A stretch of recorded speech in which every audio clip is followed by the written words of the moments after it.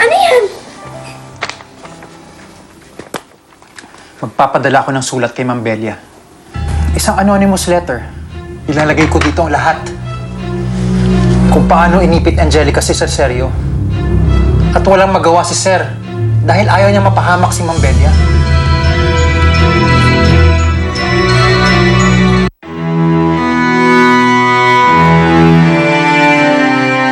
Ikaw ba'y manghuhula?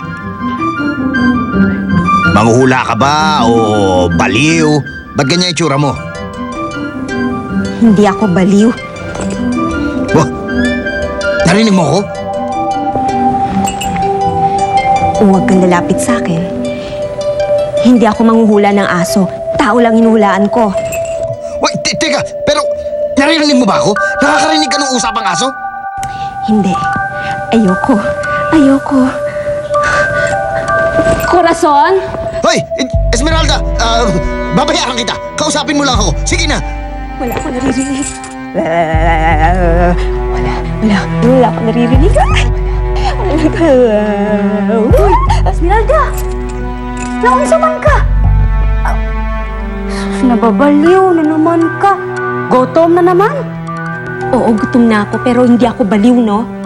Hoy! Corazon ka na. Bilisan natin. Di, teka! Baka mahuli tayo ng amo na ako. Esmeralda!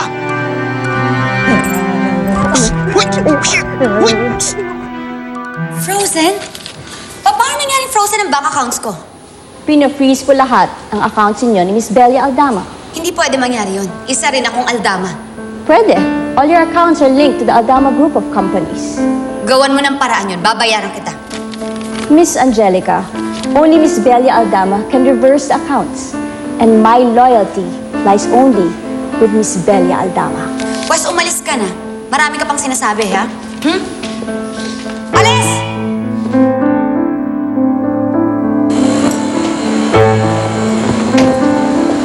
May nakausap na ulit ito.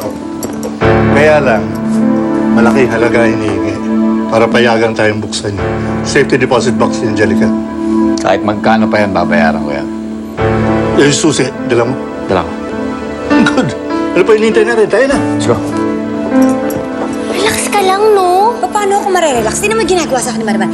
Una, pinahiya niya ako sa restaurant. Pangalawa, kinuha niya yung kotse ko. Pangatlo, ito, ano to? Ha? Alam mo, friend, feeling ko, ha? Feeling ko talo ka sa laban yung to, eh. Ano sa'yo mo, ha? Aray! Ah! Anong talo, ha? Oh, wala na, sabi ko talo. Ah! Ano sabi mo? Ate! Ano talo? Sabi ko, talo si Morales sa laban nila ni Pacquiao. Monica, ikaw, magtitino ka, ha? Dahil kung di ka matitino, bubugbugin kita para malaman mo kung anong ibig sabihin ng talunan. Hindi. Carlitos! Ayos ka nga!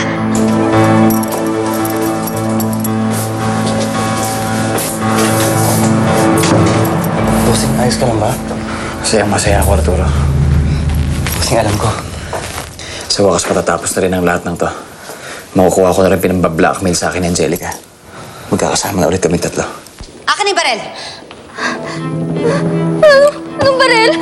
Ano ko, friend? Anong gagawin mo dyan? Wala lang, Monica. Sawang-sawa lang ako kay Marimar. Akala ba niya uurungan ko siya? Hindi ko siya uurungan sa labang ito. Dahil hindi nagpapatalo si Angelica. Subukan ko kaya? Ha? Subukan ko sa'yo.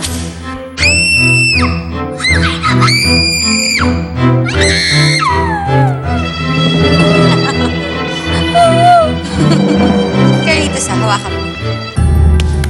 Magaling, Monica. Pinahanga mo ako. Pasensya na kung natagalan ako. Pero kailangan niyo bilisan. May shifting dito ang security. Sige. 5 minutes lang. Okay. Madidelay ko ng konti pero after that, wala na akong magagawa. Okay. Buksan na natin. Ang susi.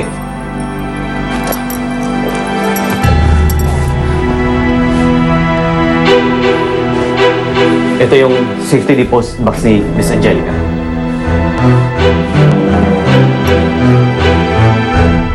Five minutes lang. Sige.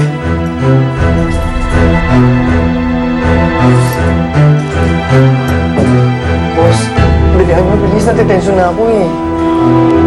Okay.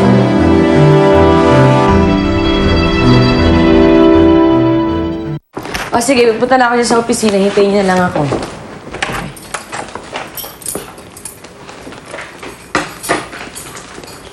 Day, later. Ano to? May nag-iwan sa labas. Mukhang importante eh.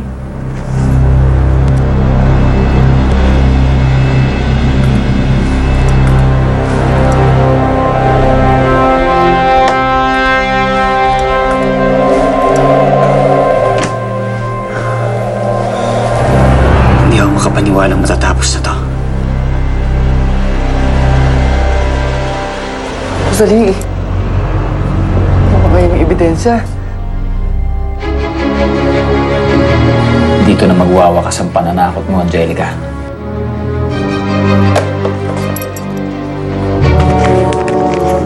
Ma'am, sandali. Baka kung anong laman yan, ako na po magbubukas. Ako na.